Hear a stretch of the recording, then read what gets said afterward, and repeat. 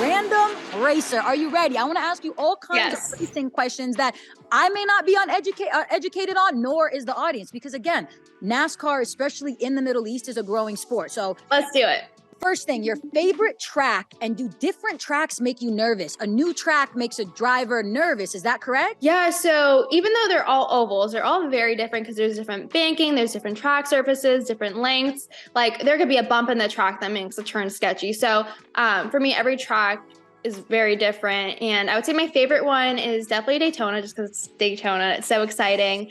Okay, what's the fastest you've ever gone? So I would say Daytona, we get up to like 185, 190 range. Daytona, Talladega, those are the super speedways. What goes through in your head alone? Yeah, I would say usually when you're racing, there's so much going on. But if you're just doing like, for example, we just tested at Daytona, so you're doing like a lot of single car runs, like I'll be thinking about, usually like I'm pretty focused, but you know, sometimes you'll be like, oh, like look at the sunset, or oh, like look at the little cloud up there. Like just random stuff like that. Like how long are you typically in the car for? And how long would you like to really be in the car for? Yeah, I would say we're in there for about 2 hours. It goes by pretty fast, but the ones that take forever, or it feels like it takes forever, is when the races are really hot, because then you're just struggling the entire time and it's not fun. We're in there. And I was going to ask you, what's your go-to makeup tip or your makeup product? Because you got to go in there and sweat it's not cool. And your face, mashallah, flawless. So what are we doing to keep this right in the sauna every day in the car? Yeah, I would say number one, you need like a good foundation for your makeup. So like actual like skincare, like having a good skincare routine. Have you ever like been really close to like, I gotta pee in this car. I'm peeing here in the diaper. Is that? Yeah.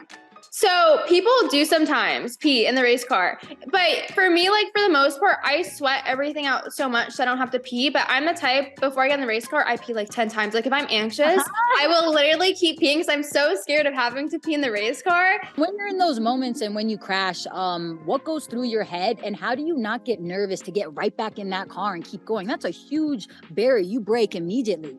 Yeah, you know, I would say for not being nervous for next time, you just have to have short-term memory. You have to like pretend it basically didn't happen. You have to be able to like turn your mind into a switch. Like even if you see like your teammate wreck, you can't let that get in your head like, oh, they just wrecked. So you have to like just turn it off like that and pretend it didn't really happen. Been one of your most memorable races to you out of all of the ones you've done. You're also starting a new season right now. Is there a track you're excited for?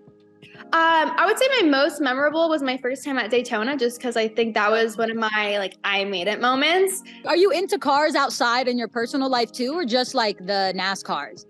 I would say I appreciate a nice car, but at the same time, I'm not like, oh, like I need this really like fancy car. Like, because to me, like, okay, if you have a Lambo, that's dope for you, but at the same time, you can't really push it to its limits on like the street. I mean, you could, but it's like not legal. Yeah, but you know what I mean? Supers. You're going to King Supers. You can't go that fast. Can I sit in your car? Do people sit in your car? No one touches it. So there's one seat in there. So you'd have to like be able, and like our seats are molded to us. Like we have inserts. So like, it's very like, you're in there like a glove. But if you want to get in there, go for it. How hot does it really get in the car? Stop playing. How hot does it really get? It can get us like 130, like hot. You want me to go in and do an interview after? I need hair and makeup. But that's funny. Growing up, who were some of the people that you looked up to in the sport? I would say, you know, Danica Patrick is the most known female in motorsports. I think she's probably made it the highest within motorsports. So for me growing up, like she was really the only female that I knew of in motorsports. So I was like, oh, that's cool. Like she's doing it. I can do it on and off the track. He's my fave. What's it like driving in the Venturini sports? Yeah. So Venturini Motorsports, I love being with them. They're a Toyota development racing team. Wait a minute. Shout out Toyota. Yeah. We love y'all. Toyota. Thank you, Toyota, for my Camry. No. Yeah. But it's really great being with them. I feel like I've learned so much and they have so much knowledge, and they're really, really great at bringing up young drivers. But like, what are some other sports like things that you'd want to do on your arsenal, on your goals?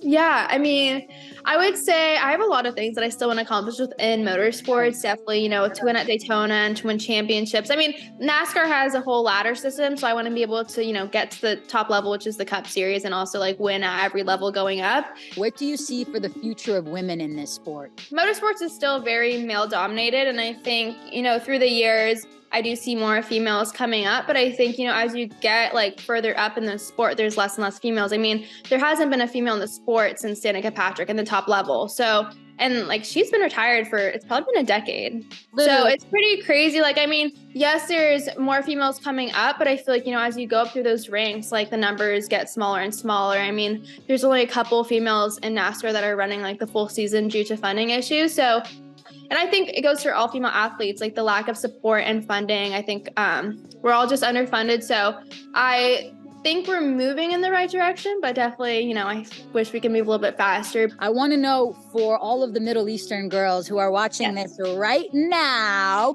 what are you telling them about not only motorsports, but what it's like to pursue your dream, believe in yourself, and go for it, regardless of where you come from or who you are? What do we want to tell our girls? Yeah, I would say my number one piece of advice is don't be afraid to be the first you. Don't put yourself in a box that like, even if your family's trying to put you in a box, or your friends are saying, people like you don't do that. Like, doesn't matter. Be the first you, and don't feel like you have to follow this path that, your family or friends are doing.